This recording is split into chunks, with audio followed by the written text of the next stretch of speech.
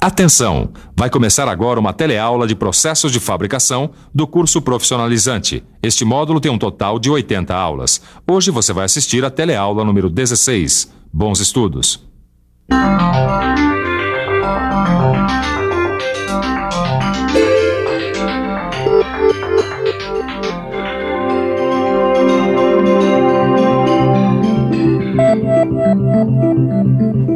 E aí, Ananias, tudo bem? Ô, Caio, tudo bem, tudo bem. O que houve? Algum problema aí, é? Não, acabei de receber uma encomenda nova. Mas pelo que eu tô vendo aqui, vou ter que mandar fazer fora essas peças aqui. O projeto pede um tipo de soldagem que eu não tenho aqui na oficina. E que soldagem é essa? É uma soldagem a arco elétrico. A minha dúvida é se o processo é MIG ou MAG. Como é que é? MIG ou MAG? É isso aí. A soldagem MIG-MAG está entre as mais usadas na indústria. Na teleaula de hoje, nós vamos conhecer quais as características desse tipo de soldagem, em que ela é usada e vamos descobrir também por que ela se tornou tão popular. É só ficar grudado na telinha. A teleaula de hoje está começando com mais um processo de soldagem para você.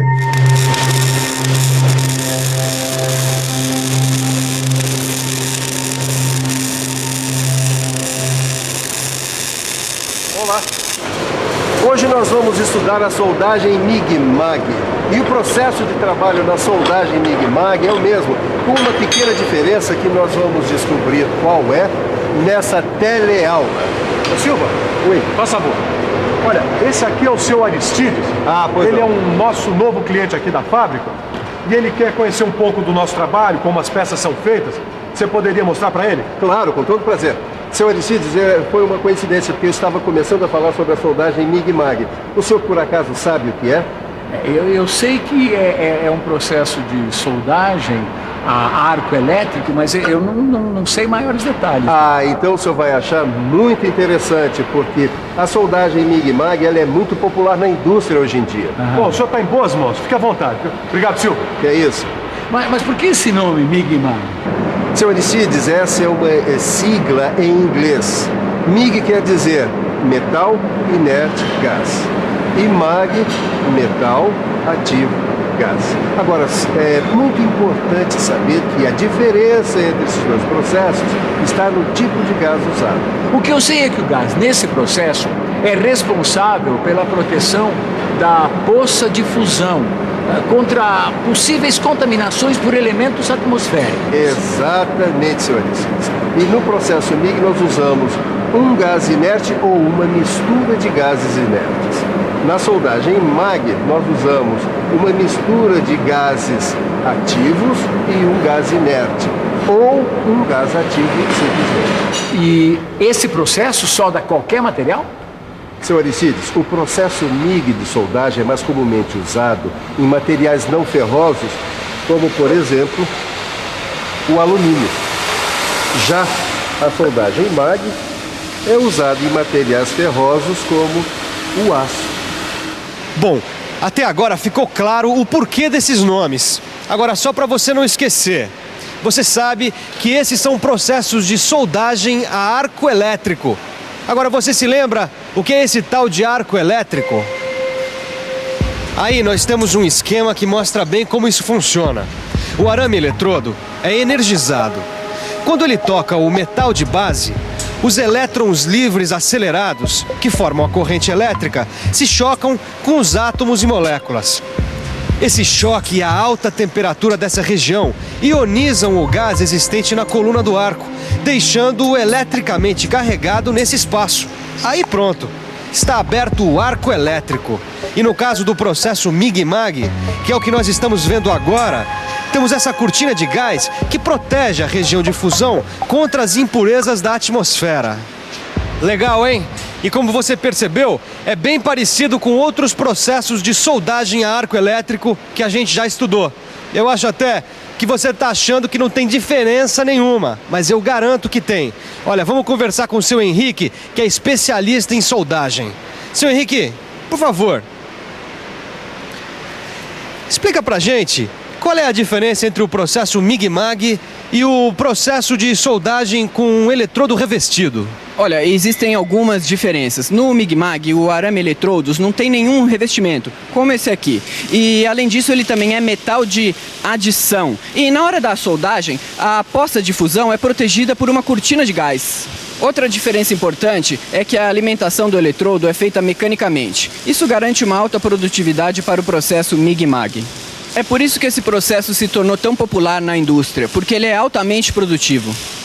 Então é por isso que esse processo se tornou popular. É um processo semiautomático que pode ser facilmente automatizado, é isso? É isso aí, Caio. Olha, com uma economia cada vez mais competitiva, as indústrias precisam produzir com eficiência sempre maior. Agora, como você já viu, uma característica desse tipo de soldagem está no tipo de eletrodo usado. Isso eu vi. Agora eu não consegui perceber onde que era o eletrodo. Você viu uma bobina com arame enrolado ao lado do soldador? Pois então, no processo MIG-MAG, esse arame é que faz o papel do eletrodo. Quando o arco elétrico é aberto, ele passa a se fundir e formar o cordão de solda. No processo MIG-MAG, o arame faz o papel do eletrodo e do metal de adição.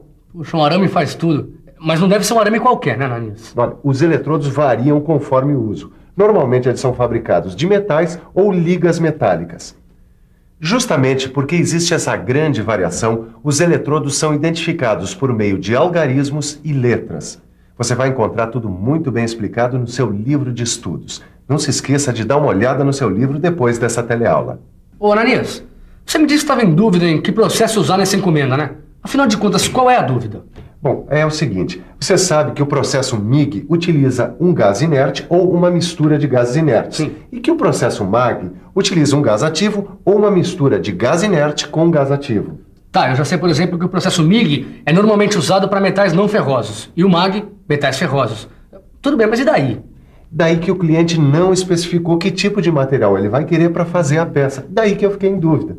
Mas isso eu resolvo com o meu cliente. O que você precisa guardar é que o tipo de material da encomenda irá influenciar na escolha do tipo de gás ou misturas de gases, nos parâmetros de soldagem, que são decisões fundamentais porque influenciam nas características do arco, no formato do cordão de solda, na velocidade da soldagem e até no modo de transferência do metal. Transferência de metal? É isso aí, transferência de metal. Ou, em outras palavras, transferência de metal é a passagem do metal fundido da ponta do arame eletrodo para a poça de fusão. Muito bem. O modo como se dá a transferência de metal no processo MIG-MAG é muito importante. E existem 3 formas básicas de transferência. E o que determina qual tipo eu uso? Vários fatores. Dentre eles, o tipo de gás, a posição da soldagem e a espessura do material escolhido. Esse primeiro modo de transferência é chamado de transferência por curto-circuito. Ele recebe esse nome porque a gota de metal que vai se formando na ponta do arame eletrodo cresce até tocar a poça de fusão, provocando um curto-circuito. Esse modo de transferência é usado quando o soldador precisa trabalhar em posições diferentes da posição plana e quando as chapas a serem soldadas são finas e pedem valores baixos de tensão e de corrente. Esse modo de transferência é chamado transferência globular. Como o nome já indica, o arame eletrodo é fundido, transformando-se em gotas de diâmetro maior que o diâmetro do arame eletrodo. Esse modo de transferência é usado na posição plana. E aí está o esquema que mostra a transferência por spray. Nesse modo de transferência, acontece uma pulverização das gotas fundidas com diâmetros menores que o diâmetro do arame eletrodo. Esse é mais um modo de transferência que só pode ser usado na posição plana. Amigo, dá licença, você já viu uma solda MAG? Não. Não. Ainda não. Não. Não, foi a mínima ideia do que se trata. Pois é. Assim como essas pessoas, você pode até achar que nunca viu uma solda MAG, mas eu garanto que você já viu. Quer ver? Olha só. Essa solda aqui é feita pelo processo MAG. Não é engraçado? Como essas coisas que a princípio parecem técnicas e difíceis fazem parte do nosso dia a dia e a gente nem sabe. Bom, a essas alturas, você já sabe o que é MIG-MAG, Você já sabe para que tipo de serviço esse processo pode ser usado?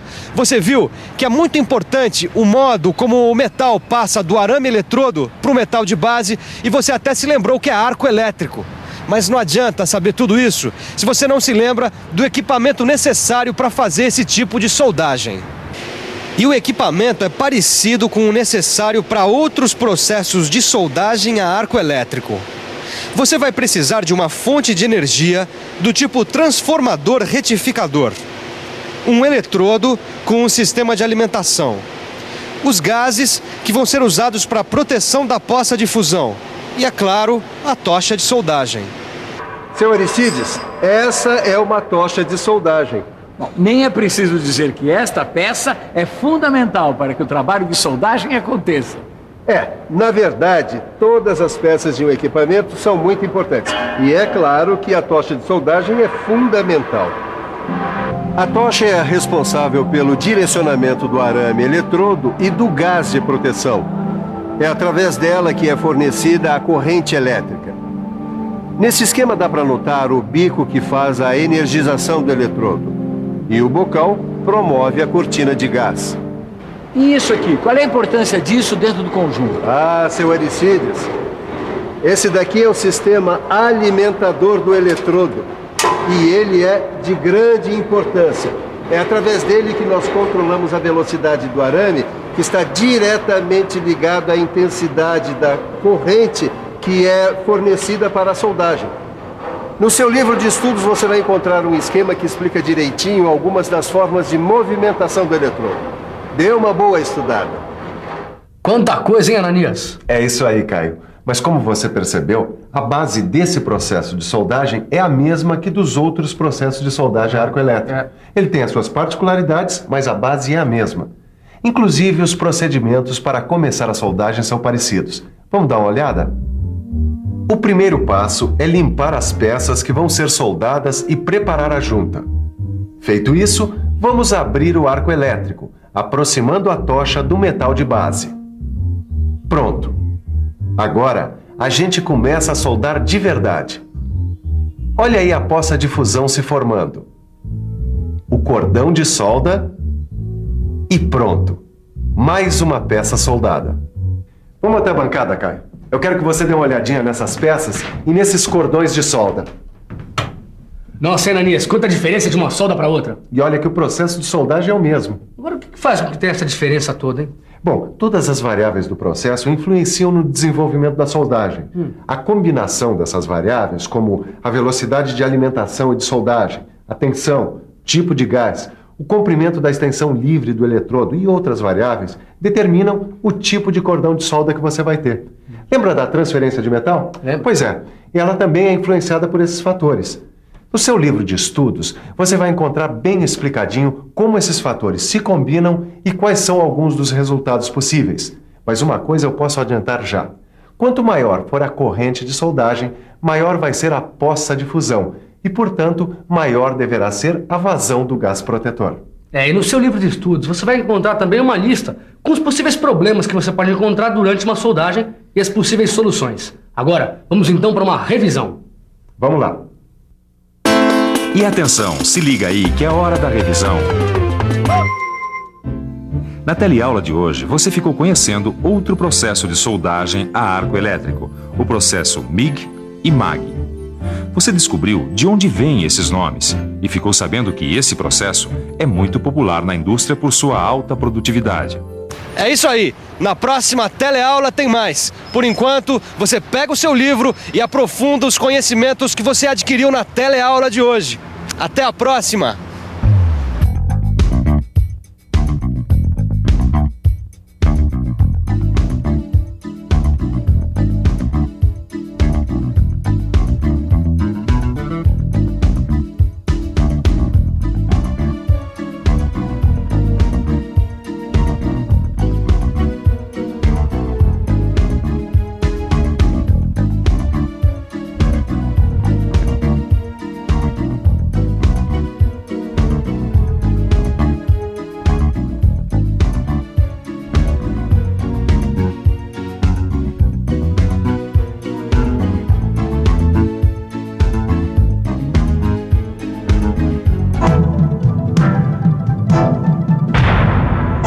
Telecurso 2000, um programa de educação do Sistema Fiesp e da Fundação Roberto Marinho.